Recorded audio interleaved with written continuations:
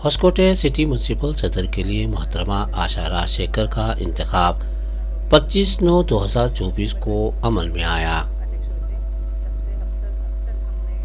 आशा Rajshekhar ward number 28 की municipal counsellor ही साबिक वजीर एमटीबी नागराज की सिफारिशात पर इन्होंने अपना सदारती ओहदा संभालने के बाद शहर की तरक्की म्यूनसिपल अमला से सही काम लेने की तगुदू सुबह अव्वल वक्त में अपने ओहदे का इस्तेमाल करना चाहते हैं।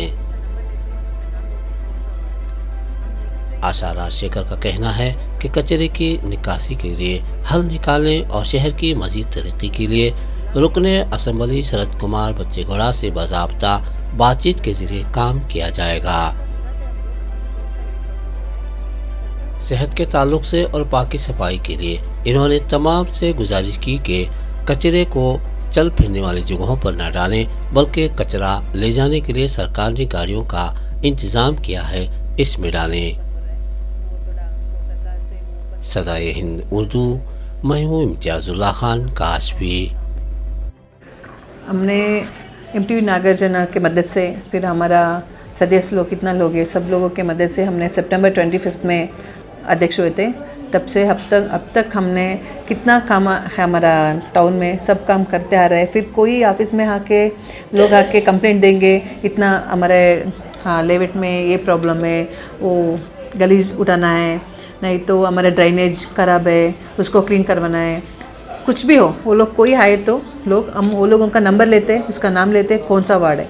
हम नेक्स्ट डे ही जाके उसको वो लोग कौन कंप्लेंट करते हैं वो लोगों का फ़ोन करके क्या प्रॉब्लम है करके उधर जाके पूछ के वो लोगों को भी बुला के हमने उधर खड़ा होके उसका प्रॉब्लम सॉल्व करके आ रहे हैं।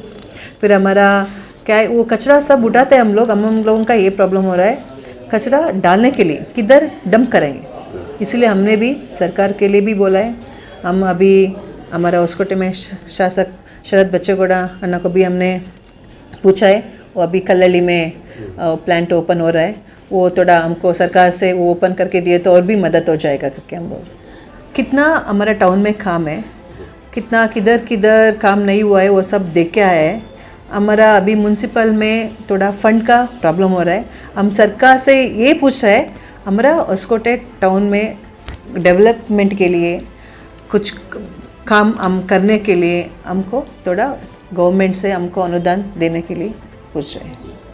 हमारा ऑफिस 10:30 के लिए ओपन हो जाता है, मतलब हमको ये पूरा कार्मिक लोग 5:30 असेंबल हो जाता है, 5:30 असेंबल होता है। हम भी सुबह आए तो पूरा कार्मिक लोग कितना लोग आए हैं, यूनिफॉर्म पहना है नहीं पहना है, शूज़ पहना है, ये सब देख सकते हैं। हम गए तो वो लोग सोचते हैं काम करने वाले, हाँ अध्यक्ष मैडम आ रहा है, हम भी जाना है, ये डर रहता है। हम नहीं गए तो क्या होता है, वो लोग नहीं आते। एक दिन आए तो 2 दिन नहीं आएंगे, फिर छोड़ो लेट जाएंगे, कौन देखेगा कौन पूछेगा, ये हो जाएगा। इसलिए हम गए तो वो लोग वो डर से आ जाएंगे ना काम करने के लिए, इसलिए हम भी जा रहे हैं।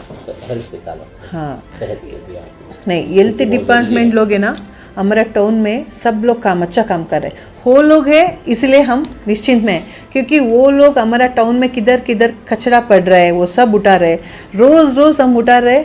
हम लोगों से ये पूछने वाली हूँ, मतलब वो लोगों को रिक्वेस्ट भी कर रही हूँ मैं, वो लोग किधर कचरा जाता है वो मत डालिए। हमारा पौर कर्मी से गाड़ी आ रहे, सब वार्ड में गाड़ी जा रहे, सबको ये बोल रही हूँ आप लोग सब गाड़ी में कचरा दीजिए। किधर खाली साइड मिलता है उधर मत डालिए, किधर कॉर्नर रहेगा उधर डाल रहे।